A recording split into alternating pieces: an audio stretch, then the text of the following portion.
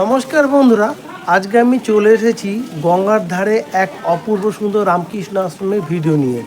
এই রামকৃষ্ণ আশ্রম আজকে দর্শন করার জন্য এখন আমি চলে এসেছি চন্দননগর বিন্দুবাসিনী পাড়া সুরিঘাট। এই রামকৃষ্ণ আশ্রমে আজকে আছে বিশাল অনুষ্ঠান। আমি আমার ব্লগের মাধ্যমে এই অনুষ্ঠানটি তোমাদের সামনে সম্পূর্ণ তুলে ধরবো। আমার যদি ভিডিওটি তোমাদের কাছে ভালো লাগে অবশ্যই লাইক, কমেন্ট এবং সাবস্ক্রাইব করে পাশে থাকবে।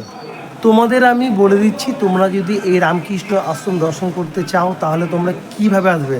তোমরা হাওড়া বর্ধমান মেন লাইনে সবার প্রথম চলে আসবে চন্দননগর স্টেশন। এসে তোমরা 1 নম্বর প্ল্যাটফর্মের দিক থেকে বাইরে বেরোবে। বাইরে বেরিয়ে যে কোনো টোটোওয়ালাকে বলবে চন্দননগর বিন্দুবাসিনী পাড়া সুরিঘাট যাব।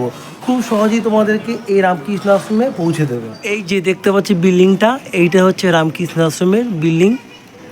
আর সামনের দিকে আমি এগিয়ে যাব। সামনের দিকে এগিয়ে গেলেই পেয়ে যাব গেট প্রবেশ করার জন্যে। এই দেখো, এটা হচ্ছে বড় একটি গেট। এই দেখো, উপরে লেখা আছে চন্দননগর শ্রী রামকৃষ্ণ আশ্রম মঠ 1976 সালের। তো এখান থেকে যাব এই গেটের মধ্যে দিয়ে। তো চলো যাওয়া যাক। আস্তে আস্তে এখন আমি এর মধ্যে প্রবেশ করতে চলেছি। তো আমি ভিতরে এসে গেছি। এসে এবার তোমাদের দেখাবো অনেক কিছু। আজকে এখানে অনুষ্ঠান আছে, সেগুলো সমস্ত কিছু আমার ব্লগের মাধ্যমে তুলে ধরবো। আমি তোমাদের দেখাচ্ছি আশ্রমের ভিতরটা, দেখে নাও। খুব সুন্দর শান্ত স্নিগ্ধ পরিবেশ, ভিতরটা একদম খুবই ভালো। এখানে যত বেলা বাড়বে তত এখানে প্রচুর ভক্তরা আসবেন। এখানে মোটামুটি অনেক ভক্তরা এখন চলে এসেছেন। আর আজকে বৃষ্টির জন্য অনেকটা সমস্যা হচ্ছে, তো সব কিছু সমস্যার সমাধান হয়ে যাবে, তাতে কোনো সমস্যা নেই। তো দেখে নাও, এখন মোটামুটি ভক্তরা আসা শুরু হয়ে গেছে। আরও আগে আগে আসতো, বৃষ্টির জন্য একটু লেট হয়ে গেছে। আমি এই দিকটা যাব, এই দিকটা কী আছে দেখাবো, দেখিয়ে তারপরে তোমাদেরকে আমি নিয়ে যাবো এই যে আশ্রমের মেন মন্দিরে। আর এখানে একটা খুব সুন্দর আলপনা দেওয়া আছে। হ্যাঁ, নমস্কার। হ্যাঁ বলুন। এটা চন্দননগর বিন্দুবাসিনী পাড়া সুরিঘাটের রামকৃষ্ণ আশ্রম মঠ। আচ্ছা। আজকে যিনি এই আশ্রম প্রতিষ্ঠাতা করেছেন সমীরানন্দ মহারাজ, আচ্ছা, তার আজকে জন্মতিথি এই আশ্রমে পালিত হচ্ছে। আচ্ছা, কত বছর এটা? 50তম বর্ষ এটা চলছে। আচ্ছা। আমরা এখানে এই টেবিলে বসে আছি, দেখতেই পাচ্ছেন। আমরা যারা টেবিলে বসে আছি, আমরা যারা আসে ভক্তরা প্রত্যেকেই কিছু কিছু করে দান করেন। আমরা সেগুলো বিলের মাধ্যমে আর কি গ্রহণ করি। আচ্ছা। যে যা দেয়, ঠাকুরকে ভালোবেসে যে যা দেয় আমরা গ্রহণ করে আশ্রমে সেগুলো ঠাকুরের এতে কাজে লাগে। আজকে মোটামুটি এখানে কত ভক্ত আসবে তাও? দেখুন, ভক্ত তো আসে ভালোই, কিন্তু কথা হচ্ছে আজকে এই দুর্যোগের জন্য আচ্ছা অনেক ভক্তই হয়তো আসতে পারবে না। আমারই সমস্যা হচ্ছিল। অনেক ভক্তই হয়তো আসতে পারবে না। এবং সমীরানন্দ মহারাজের গুরু ভাই আছেন। গুরু ভাইয়ের মধ্যে আমরা যতটুকু জানি নিতাই হালদার বলে একজন এখন এখানে আছেন। আর আরেকজন ছিলেন নিত্যানন্দ বড়াল, তিনি মারা গেছেন। এবং আমরা ওই সমীরানন্দ থেকে যিনি দীক্ষা নিয়ে আবার তারপরে হয়েছিলেন স্বামী সাধনানন্দ, আমরা তারই শিষ্য। আচ্ছা, এইটাই যে অনুষ্ঠানটা হয়, এটা কোনো নির্দিষ্ট দিন আছে? হ্যাঁ, নির্দিষ্ট দিন, তিথি নক্ষত্র মেনেই এই দিনগুলোকে হয়। আচ্ছা আচ্ছা, মোটামুটি আগস্ট মাসের দিকেই হয় নাকি? আগস্ট মাসের দিকেই তিথি নক্ষত্র অনুযায়ী তার একটা সারা বছরের একটা লিস্ট বেরোয় আমাদের। আচ্ছা, বাংলার একটা তিথি নক্ষত্রের যে বলতে হবে, বাংলার যে কোন কোন কোন সময়টা হয় বাংলা মাসের? এটা সাধারণত শ্রাবণ মাসেই হয়। আচ্ছা, শ্রাবণ মাসে। হ্যাঁ, আষাঢ়ের হ্যাঁ আচ্ছা। আষাঢ়ের কৃষ্ণনবমীতেই এটা হয়। এটা তৃতীয় লক্ষণ দেখে এটা হ্যাঁ, আগে পড়া হয়। সেটা কোনো সময় আষাঢ়েও পরে শেষে শ্রাবণেও চলে যায়। আচ্ছা আচ্ছা। এইভাবে প্রতি বছরই পালিত হয় আশ্রমে, পরম্পরায় চলে আসছে। আচ্ছা। আর ভক্তদের উদ্দেশ্য করে কি বলবেন আপনাদের আশ্রমে? ভক্তরা আসে এখানে, এসে বিভিন্ন রকম মন্দিরে নাম গান হয়, ওনার আলোচনা হয়। আচ্ছা সমীরানন্দ মহারাজের কী কার্যকলাপ ছিল সেই সব সম্বন্ধে আলোচনা হয়। বিভিন্ন জায়গা থেকে সব মঠ থেকে সন্ন্যাসীরা আসেন, তারা আলোচনা করেন, ভক্তরা সেগুলো শোনে। সকাল থেকেই শুরু হয়, পূজা হচ্ছে, তারপর হোম হচ্ছে, এসব হওয়ার পর তারপর ওইসব মহারাজরা পাঠে বসবেন, ভক্তরা সেই পাঠ শুনবে। তারপরে একটু আমাদের দুপুরের দিকে প্রসাদের ব্যবস্থা থাকে, আচ্ছা সেই প্রসাদ সবাই গ্রহণ করলো, করার পর বিকেলেও হয়তো কিছু আলোচনা সভা থাকে, সেই আলোচনা শেষে আজকের দিনটা উদযাপিত হয়। আচ্ছা আচ্ছা, খুব ভালো লাগলো, ভালো থাকবেন, নমস্কার। নমস্কার। এবার আমি তোমাদের নিয়ে যাব, এই যে এটা হচ্ছে আশ্রমের মন্দির। তো চলো আশ্রমের মন্দিরের ভিতরে নিয়ে যাচ্ছি, দেখে নাও। খুব সুন্দর, ছোট্টখাটোর মধ্যে মন্দিরটা এত সুন্দর। এবার যাচ্ছি ভিতরের দিকে।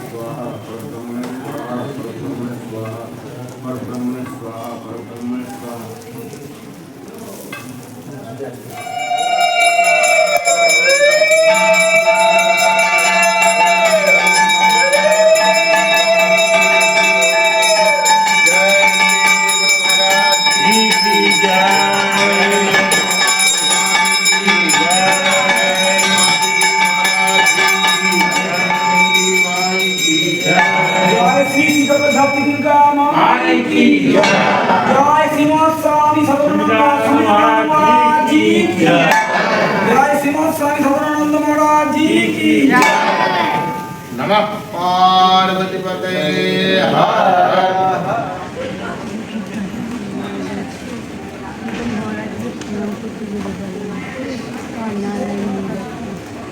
নারায়ণ যাচ্ছে দেখি।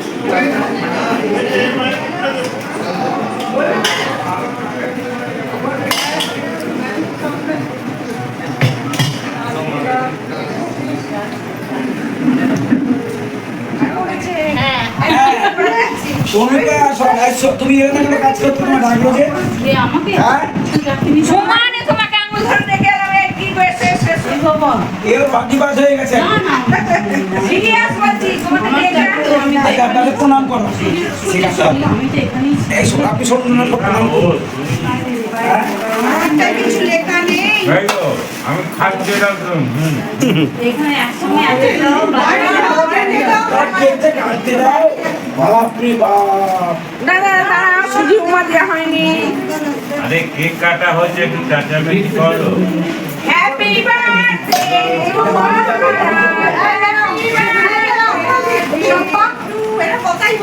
তাহলে বন্ধুরা আজকে তোমাদেরকে এই যে চন্দননগর বিন্দুবাসিনী পাড়া সুরিঘাটের এত অপূর্ব সুন্দর রামকৃষ্ণ আশ্রম দর্শন করালাম, কেমন লাগলো অবশ্যই আমাকে কমেন্টের মাধ্যমে জানাবে। খুব শীঘ্রই ফিরছি নেক্সট ব্লগ নিয়ে, ততক্ষণের জন্য নিচ্ছি ছোট্ট বিরতি, টাটা।